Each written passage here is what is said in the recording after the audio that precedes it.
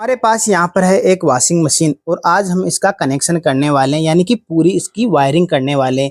हमने यहाँ पर मोटर का वाइंडिंग किया है, इस वाली मोटर का वाइंडिंग भी किया है, यानी कि वाश वाली मोटर का भी वाइंडिंग किया है और स्पिन मोटर का भी हमने वाइंडिंग किया है। इसका भी वायर खुला है और इस मोटर का भी वायर खुला है।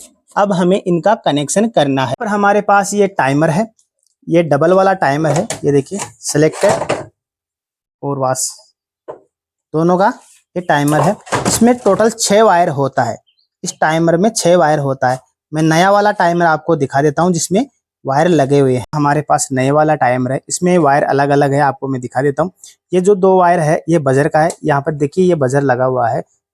और ये जो व्हाइट कलर का वायर है ये न्यूट्रल का है और ये जो वायर है ये कॉमन है यानी मेन है। और ये जो 2 वायर है ये कैपेसिटर पर लगेगा, एक बार इस वायर पे सप्लाई आएगी, एक बार इस वायर पे सप्लाई आएगी, तो मोटर रिवर्स और फॉरवर्ड चलेगा। यहाँ पर ये जो टाइमर है ये स्पिन मोटर का है, इसमें ओनली 2 ही वायर होता है। ये देखिए ये 2 ही वायर है, इसका भी हमें कनेक्शन करना है। अब इनका कनेक्शन किस तरह से हमें करना है वो आपको वीडियो में लास्ट तक बने रहना है, तभी आपको पता चलेगा। टाइमर में टोटल 6 वायर थे, जो 2 वायर हमने यहाँ पर बजर पे लगा दिए थे, यानी ये जो बीप है यहाँ पर हमने 2 वायर को लगा दिया है। टाइमर के जो 4 वायर बचे हुए थे ये छोटे वायर थे, हमने यहाँ पर वायर जोड़कर लंबा कर लिया है। यह है वाश वाली मोटर यानी कपड़े धोने वाली मोटर, जिसमें वायर है टोटल 3। ये 3 वायर है, ये देखिए 3 वायर है, इसमें एक ब्लू है, एक रेड है, एक वाइट है।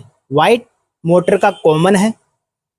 अब हमें मेन लीड का वायर पकड़ना है और मेन लीड के वायर में 3 वायर है, ये देख लीजिए, एक ग्रीन है, एक ब्लैक है, एक वाइट है। तो हमें क्या करना है, पहले वाइट वायर पकड़ लेना है और जो टाइमर का ब्लू वायर है ये देख लीजिए, टाइमर में ब्लू वायर आ रहा है, इसमें वायर छोटा है, मैंने बड़ा कर लिया है, तो इस वाइट पे हमें लगा देना है।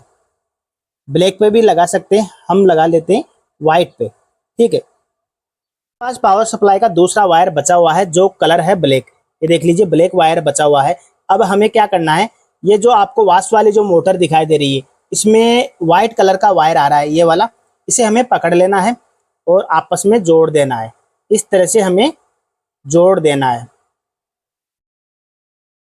इन दोनों को हमने आपस में जोड़ दिया है। अब हमें क्या करना है, जो स्पिन मोटर है इसमें भी 3 वायर है, ये देखिए 3 वायर है, इसमें भी एक वाइट कलर का वायर है, इसे भी हमें पकड़ लेना है और इसमें जोड़ देना है। यानी तीनों वायर को हमें इस तरह से जोड़ देना है। तीनों वायर को आपस में जोड़ने के बाद हमें एक वायर और जोड़ना है। ये है जो टाइमर में व्हाइट कलर का वायर आ रहा है, ये देखिए ये व्हाइट कलर का वायर है, ये भी हमें यहाँ पर ही जोड़ना है। यानी कि टोटल 4 वायर हमें कर देना है और अच्छे से टेप लगा देना है। वायर टेप मैं इसमें लगा देता हूँ। जोड़ने के बाद हमें यहाँ पर वायर टेप लगा देना है अच्छी तरह से। अगर आपके पास लॉक हो तो लॉक भी लगा सकते हैं, तो मैं आपको दिखाने के लिए वायर टेप ही लगा रहा हूँ। तो मैंने अच्छी तरह से वायर टेप लगा दिया है। तो हमें क्या करना है, मोटर में 2 वायर और बचे हुए हैं, ये देख लीजिए 2 वायर, एक ब्लू कलर का है, एक रेड कलर का है। इन पे हमें कैपेसिटर जोड़ना है। हमने यहाँ पर कैपेसिटर को ले लिया है। ये जो 2 वायर आपको दिखाई दे रहा है ये 6 MFD का कैपेसिटर के वायर हैं और ये जो 2 वायर है ये 10 MFD का है। यानी कि एक ही कैपेसिटर में 2 कैपेसिटर है, एक 6 का और एक 10 का। अब मैं कैपेसिटर को जोड़ने वाला हूँ, तो मैंने यहाँ पर मोटर का रेड कलर का वायर पकड़ लिया है। ये रेड कलर का वायर है वाश वाली मोटर का, यानी कि कपड़े धोने वाली का। ये वायर मैंने पकड़ लिया है और रेड से जोड़ दिया है। और अब मैं ब्लू वायर को पकड़ लेता हूँ और जो मोटर में ब्लू वायर है उस पर जोड़ देता हूँ। इस तरह से ये दोनों वायर मोटर पर मैंने जोड़ दिया है।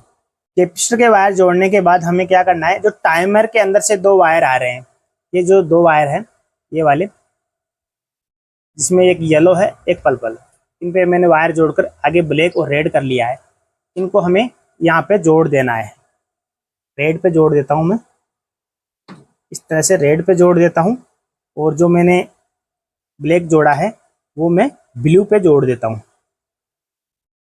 इस तरह से ब्लू पे जोड़ देता हूँ। यानी जो टाइमर का दोनों वायर थे वो मैंने कैपेसिटर के दोनों तरफ लगा दिए। एक तरफ सप्लाई आएगी तो मोटर रिवर्स में चलेगी, एक तरफ आएगी तो फॉरवर्ड में चलेगी। तो इस तरह से ये टाइमर के दोनों वायर का कनेक्शन हो चुका है। कंडेंसर पर वायर जो हमने जोड़े वहां पर हमें टेप लगा देना है, अच्छी तरह से टेप लगा देना है। टाइमर के दोनों वायर कैपेसिटर पे आ चुके हैं और हमने यहाँ पर टेप कर दिया है। अभी हमारे पास 2 वायर ये कैपेसिटर के बचे हैं जो 6 MFD का है, और यहाँ पर जो मोटर के वायर है स्पिन मोटर के, वो हमें यहाँ पर जोड़ देना है। ये दोनों वायर यहाँ पर हमें जोड़ना है। स्पिन मोटर पर करने से जोड़ने के बाद हमें स्पिन मोटर का जो टाइमर है उसका भी कनेक्शन हमें करना है। यहाँ पर जो 2 वायर आपको दिखाई दे रहे, ये स्पिन मोटर का जो टाइमर है सिंगल वाला, उसका 2 वायर है। स्पिन मोटर का जो डोर है, यहाँ पर एक डोर स्विच लगा हुआ है। डोर स्विच मैं आपको दिखा देता हूँ। ये देखिए, ये डोर स्विच है। जब हम इसे ओपन करते हैं तो मोटर बंद हो जाता है। तो इसका जो 2 वायर है वो नीचे आ रहा है, ये वाले 2 वायर नीचे आ रहे हैं, तो इनका भी कनेक्शन हमें करना है। डोर स्विच के 2 वायर हैं, एक वायर मैंने यहाँ पर लंबा कर लिया है, और ये जो आपको मेन लीड है इसमें 2 वायर हम है।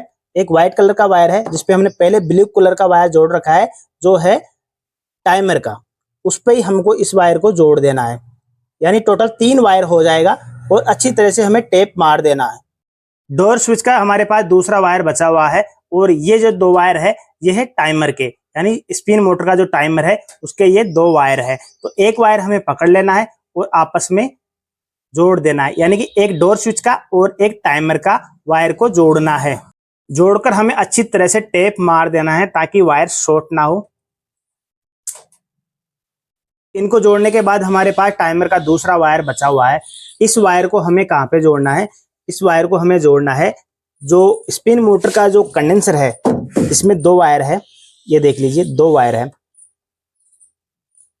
दोनों कंडेंसर के वायर, और इस वायर को हमें इन दोनों में एक वायर पर ही जोड़ना है। अब हमें यह देखना है कि मोटर कौन सी दिशा में घूम रहा है। मोटर को हमको किस दिशा में घुमाना है वो आपको मैं बताने वाला हूँ। मोटर को हमें इस दिशा में घुमाना है, इस दिशा में हमें मोटर को घुमाना है। इस दिशा में मोटर चलेगा, उसी वायर पे हमें इस कैपेसिटर का जो वायर है उसी पे जोड़ना है, यानी कि जो टाइमर का वायर है उसी वायर पे जोड़ना है। कैपेसिटर के इस वायर पे मैं जोड़कर चलाकर देखता हूँ कि मोटर किस दिशा में घूम रहा है। तो मैंने वायर को जोड़ दिया है और यहाँ पर पावर में मैंने लगा दिया है, स्विच को कर दिया है, और टाइमर को घुमाता हूँ। टाइमर मैंने घुमा दिया है, तो देखिए मोटर इस दिशा में घूम रहा है, यानी गलत दिशा में घूम रहा है। अब आपको मैं रोक कर दिखाता हूँ। ये देखिए मोटर उल्टा चल रहा है। हमको मोटर को इस दिशा में नहीं घुमाना है। ये देखिए इस दिशा में मोटर घूम रहा है, तो हमको इस दिशा में नहीं घुमाना है। अब हमें क्या करना है, मोटर का डायरेक्शन चेंज करना है। डायरेक्शन चेंज करने के लिए ये जो हमने वायर लगाया है, इस वायर को खोलकर हमें इस वायर पर लगा देना है, यानी कि मोटर का जो दूसरा वायर है उस पर लगा देना है। ये देखिए इस वायर पर मोटर उल्टा चल रहा है, और इस पर हमें मोटर को सीधा चलाना है इस पर लगाकर। तो इस वायर को मैं खोलूंगा, टाइमर वाले वायर को खोलूंगा और इस पर लगा दूंगा और अच्छे से टेप मार देता हूँ। तो यहाँ पर मैंने टेप मार दिया है, और हमारी स्पिन मोटर का भी कनेक्शन कंप्लीट हो चुका है, और वाश मोटर का भी कनेक्शन कंप्लीट हो चुका है। यानी कि टोटल जो वायर थे सभी को हमने जोड़कर कनेक्शन कर दिया है। अब हम इस वॉशिंग मशीन को चालू करके देख लेते हैं। यहाँ पर स्पिन मोटर चालू हो चुका है और मोटर का डायरेक्शन चेंज हो चुका है। ये देखिए, ये देखिए अब मोटर बिल्कुल सीधा चल रहा है। तो स्पिन मोटर का कनेक्शन कर दिया है, और अब हम इस मोटर को भी चालू करके देख लेते हैं। तो मैंने प्लग को लगा लिया है। अब हम टाइमर को मैं टाइमर को ऑन करता हूँ, तो मशीन चालू हो चुका है। तो ये देखिए बिल्कुल सही तरीके से काम कर रहा है। तो इस तरह से हम वॉशिंग मशीन की वायरिंग कर सकते हैं। उम्मीद करता हूं दोस्तों आपको ये वीडियो पसंद आया होगा। पसंद आए तो प्लीज़ वीडियो को लाइक कर दीजिए दोस्तों। मिलते हैं नेक्स्ट वीडियो में, तब तक के लिए नमस्कार।